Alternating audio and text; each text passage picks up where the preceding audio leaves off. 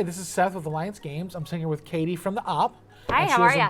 I'm doing great. How are you this morning? Very good, thanks. Let me hear about this wonderful game you have. Yes, so this is Mountains Out of Molehills. It is a new strategy game, but it's very accessible and much easier for a family to sit down and play. Okay. But you would be surprised at the amount of strategy that there's actually going to be when you are moving your moles underground. Well, can you show me how to play? Fantastic, yes. So to start the game, we have to decide who has dug a hole most recently.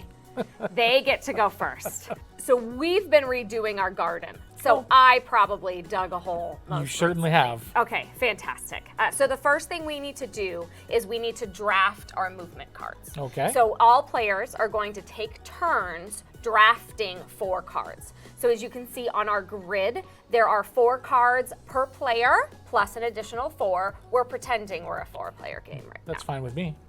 These movement cards allow our moles to move underground. And every time a mole moves from a different space on the grid, you're going to push mounds of dirt up. Okay. Your goal is to be in control of as many mountains as possible, and that's how you get points. And Okay. whoever has the most points at the end of the game wins. Wonderful. So these different movement cards allow you to do that. This card would mean you can take 2 squares forward, and then you would put on 2 more of your molehills. You get to put a new piece into each different square that you go on. Okay. These cards, for example, is a left turn or a right turn.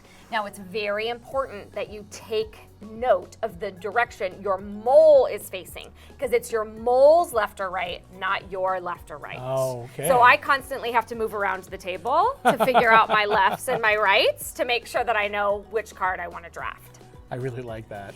There's also a U-turn +1 or just standard U-turns, which allows you to go 180 degrees to get yourself out of some precarious situations if needed. Once all players have drafted their 4 cards, we're then going to take a second to program those cards into the order we want to play them. Once those cards are programmed, you can't make any changes to your turn. Neat. After the programming phase, we then get to play our cards and move our moles around underground. Okay. How long does the game normally last? So about 45 minutes is the standard playtime. Awesome. And how do you win? You win by having the most points. So at the end of every round, after all players have played their 4 cards, we're going to count points. You get 1 point for each tower you control, plus everything on top of it.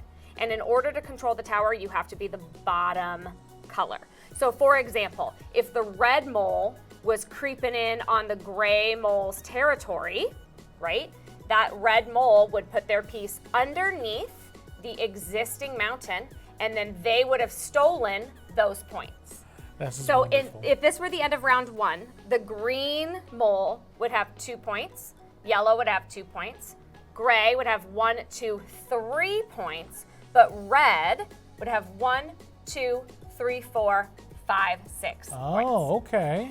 Once that is over, we'll discard our cards, set up a new grid of 20 cards, and then start the process over again for rounds 2 to 6. Now, how many players is the game based for? 2 to 4. Wonderful. This is currently set up for a 4-player game. If you were to turn these game boards upside down, there is a smaller grid for the 2-player version of this game. What would you say the age range for the game is? We say about 9+. There is way more strategy than you would think of when you're just looking at this board. Plus the dexterity levels can get a little tricky. You know, in rounds 5 or 6, you could have towers that are 4 to 5 pieces high.